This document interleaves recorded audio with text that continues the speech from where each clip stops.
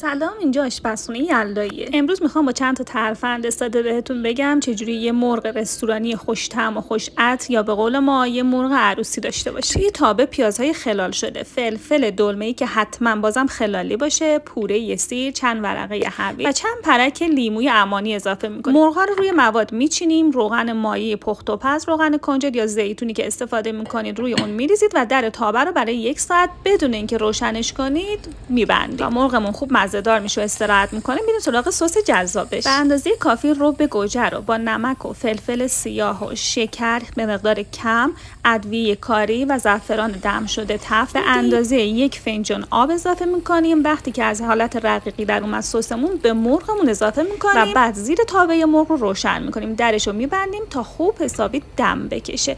این مرغ باید کاملا دم کشیده باشه، نه اینکه سرخ بشه. من برای 80 نفر مهمون این مرغ رو درست کردم، ولی به اندازه فقط 4 لیوان آب اضافه کردم. نکته اصلیش هم همینه، چون مرغ خودش آب پس میده و ببین چقدر جذاب میشه.